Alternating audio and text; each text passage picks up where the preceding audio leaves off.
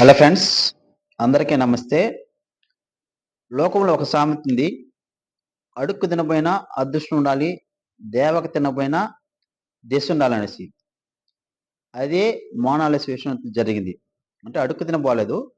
కష్టించి పనిచేసి పూసల దండలు అమ్ముకొని ఆ మహాకుంభమేళలో లక్షణంగా బతకాలి, కన్న కుటుంబ పోషణ కొరకై కష్టపడుతున్నది.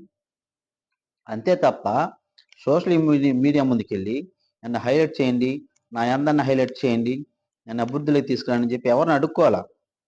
అంత మాత్రాన చాలా చెడ్డదా? చెడ్డ చెడ్డ కామెంట్లు పెడతారు. మీరు కడుపు అన్నం తిన్నారా, గడ్డి తిన్నారా నాయన? ఒక మనిషి ఎదుగుతుంటే ఎందుకు అంత ద్వేషిస్తారే? అదే పాపులారిటీ మన అక్కకో, మన చెల్లుకో, మన బిడ్డలకో వచ్చుంటే మనం ఎంత ఆనందపడతాము.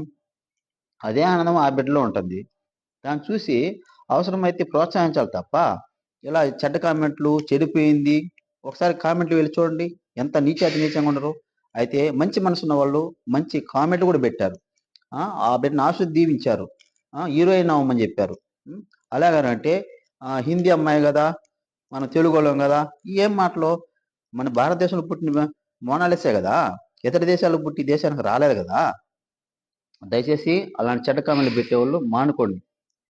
అలాగే ఇటీవల కాలంలో వెంకటేష్ హీరో గారు కూడా ఒక బ్యాడ్ కామెంట్లు పెట్టి ఎదుటి వారికి మనోభావాలను దెబ్బతీయకండి, ఎదుటి వాళ్ళని బాధ పెట్టకండి అని కూడా ప్రచారం చేస్తున్నారు.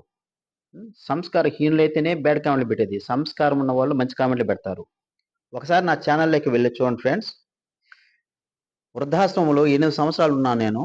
ఆ 8 ఇయర్స్లో పెద్దవారు మానసికంగా బాధపడుతుంటే సంతోషపరచాలని వాళ్ళు పెరగక పరుగులు తీసి గెలవాలని అడుగులు వేసి వాళ్ళ కుటుంబం కోసం ఎంతగా బాధపడ్డారో, ఎంతగా ప్రయాసపడి వాళ్ళ కొడుకులు, కోడళ్ళు, కూతుళ్ళు ఆహారం పెట్టగా వృద్ధాశ్రమాల్లో తలదాచుకున్నారు. వాళ్ళని ఆనందపరచడానికి ఒక మంచి స్వతహాగా ఒక మంచి పాట రాసి పాడాను.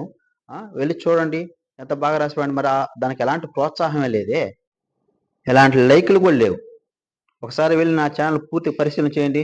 పెద్దవారి గురించి ఎంత మంచి వీడియోలు చేస్తున్నానో, వాళ్ళని ఎంతగా నవ్వించానో, వాళ్ళని ఎంతగా పాడించానో, ఎంతగా ఆనందపరిచినానో.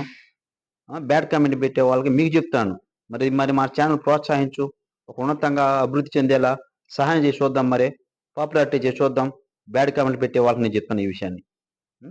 కాబట్టి ఒకసారి ఒకరికి కామెంట్ పెట్టే ముందు ఒకసారి ఒకటికి 2-3 సార్లు ఆలోచించి నేను పెట్టడం, ఈ కామెంట్ పెట్టడం కరెక్టా కాదా, ఒకటికి 2-3 సార్లు ఆలోచించి పెట్టడం నేర్చుకోండి. కాబట్టి సారీ ఫ్రెండ్స్, నేను మిమ్మల్ని తప్పుగా బాధించాలని, నొప్పించాలని కాదు.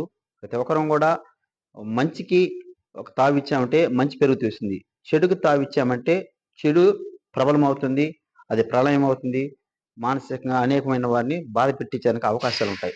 సాధ్యమంత వరకు చెడుని తగ్గించి మంచిని ప్రేమిద్దాము. అలాగే సో ఫ్రెండ్స్, ఈ యొక్క వీడియో మీకు నచ్చి ఉంటే మీ యొక్క కామెంట్ ద్వారా మీ అభిప్రాయం తెలియజేస్తాను మనస్ఫూర్తిగా కోరుకుంటూ, మీ అందరికీ thank you friends, thank you.